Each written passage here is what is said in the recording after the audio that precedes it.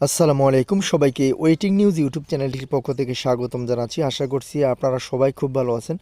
আপনারা যারা যারা বেসরকারি চাকরি করতেছেন, বিভিন্ন শিক্ষা প্রতিষ্ঠানে এমপিওভুক্ত শিক্ষক আছেন, তাদের কপাল কিন্তু খুলে গেছে।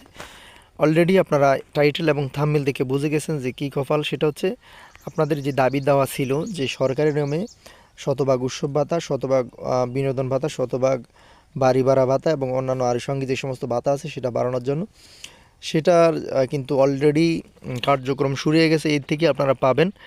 তো পুরো ভিডিওটি দেখলে আপনি আরও ক্লিয়ার হয়ে যাবেন যে কবে থেকে পাবেন, কত টাকা পাবেন।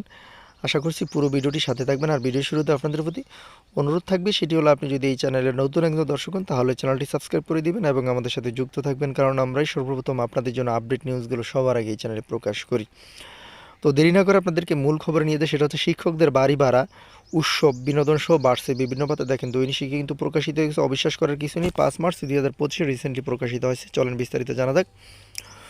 উপদেষ্টা বলেন, কিন্তু 15 থেকে 20 বছরের বঞ্চনা 1 থেকে 2 বছরের বাজেট দিয়ে তো মেটানো যায় না, এটা বোঝানো খুব কঠিন। আজকেই বেসরকারি বেতন সরকারি বেতনের সমান করে দিতে হবে, এটা ন্যায্য দাবি বুঝলাম, কিন্তু 1 বছরের বাজেট দিয়ে কীভাবে 15 বছরের বৈষম্য ঠিক করা যায়, কিন্তু শুরুটা করা দরকার, সেই শুরুটা আমরা করে দিয়ে যাচ্ছি। এমপিভুক্ত শিক্ষকদের জন্য সুখবর দিলেন বিদায়ী শিক্ষা উপদেষ্টা ওয়াহিদুদ্দিন মাহমুদ। শিক্ষকদের উৎসব ভাতা, বিনোদন ভাতা, বাড়ি ভাড়া সহ অন্যান্য ভাতা বাড়ছে বলে জানিয়েছেন তিনি। একটা হচ্ছে উৎসব ভাতা, আর হচ্ছে বিনোদন, আর হচ্ছে বাড়ি ভাড়া। এই তিনটে হচ্ছে মৌলিক আপনাদের দাবির ভিতরে ছিল। আরও অন্যান্য ভাতা আছে, সেগুলো কিন্তু বাড়বে। বুধবার 5 মার্চ শিক্ষা মন্ত্রণালয়ের সম্মেলন কক্ষে ওয়াহিদুদ্দিন মাহমুদকে বিদায় এবং সিআর আব্রারের যোগদান উপলক্ষে সংবর্ধনা অনুষ্ঠানের আয়োজন করা হয়। এই অনুষ্ঠানে ওয়াহিদুদ্দিন মাহমুদ এই কথা জানান।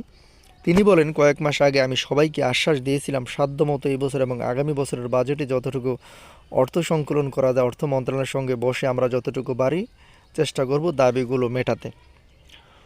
উপদেষ্টা বলেন, কিন্তু 15 থেকে 20 বছরের বঞ্চনা 1 থেকে 2 বছরের বাজেট দিয়ে তো মেটানো যায় না, এটা বোঝানো খুব কঠিন। আজকেই বেসরকারি বেতন সরকারি বেতন সমান করে দিতে হবে, এটা ন্যায্য দাবি বুঝলাম, কিন্তু 1 বছরের বাজেট দিয়ে কীভাবে 15 বছরের বৈষম্য ঠিক করা যায়, কিন্তু শুরুটা করা দরকার, সেই শুরুটা আমরা করে দিয়ে যাচ্ছি।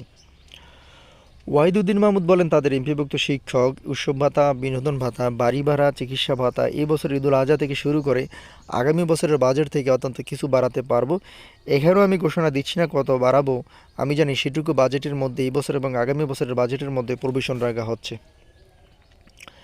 শিক্ষকদের অবসর এবং কল্যাণ ভাতার জন্য একটা তহবিল তৈরি করা হচ্ছে জানিয়ে বিদায়ী উপদেষ্টা বলেন, এই বছরই কিছুটা তৈরি করা হয়েছে, আগামী বাজেটেও রাখা হবে। তবে পুরো ফান্ডটাকে টেকসই করতে হলে 1 থেকে 2 বছরের বাজেট হবে না, ভবিষ্যতে 3 থেকে 4 বছরের বাজেট আশা করি এটার সমাধান হয়ে যাবে। অবসর এবং কল্যাণ ফান্ডে এমন একটা ব্যাংকে ফান্ডের টাকা এমন একটা ব্যাংকে ইচ্ছা করে রাখা হয়েছিল, যে ব্যাংকটাকে আর কোনো টাকা পয়সা নাই, কিছু ফান্ড এমনিতেই চলে গেছে অন্য জায়গায়। ওয়াহিদুদ্দিন মাহমুদ বলেন, বেসরকারি এমপিভুক্ত শিক্ষকদের কল্যাণ ভাতা এবং অবসর ভাতা এটা হলো তাদের সবচেয়ে ন্যায্য দাবি, কিন্তু তারা তো সংঘবদ্ধ না, তারা রাস্তাতেও কোনো দিন নামেনি। কিন্তু আমি তো মনে করেছিলাম তাদের এই দাবিটি সবচেয়ে আগে মেটানো উচিত। এদিকে জাতীয়করণের দাবিতে আন্দোলনরত শিক্ষকদের দিকে না তাকানো ও খবর না নেওয়া বিদায়ী শিক্ষা উপদেষ্টার উপর ফেসবুকে খুব ছাড়ছেন শিক্ষকরা। তো যারা পুরো ভিডিওটি দেখছেন তারা কিন্তু বুঝতে পেরেছেন আপনাদেরকে কিন্তু এই যে উৎসব ভাতা, বিনোদন ভাতা এবং চিকিৎসা ভাতা এবং অন্যান্য আনুষঙ্গিক যে সমস্ত ভাতা আছে, সেটা কিন্তু এই বছর ঈদুল আজহা থেকে কার্যকর হয়ে যাবে। আপনার ঈদুল আজহা থেকে পাবেন, তবে পুরোপুরি পাবেন না, কিছু আংশিক বাড়বে, কারণ 1 বছরের বাজেট দিয়ে কিন্তু এই 15 বছরের বৈষম্য ঠিক করা সম্ভব নয়। তিনি কিন্তু এটা জানিয়ে দিয়েছে, তবে ধাপে ধাপে এটা বেড়ে যাবে, শুরুটা তারা করে দিয়ে যাবে। আশা করছি বুঝতে পেরেছেন। পরবর্তী নিউজ পেতে অবশ্যই আমাদের সাথে আপনারা সবসময় যুক্ত থাকবেন। আপনাদের প্রতি শুভকামনা থাকবে। আসসালামু আলাইকুম।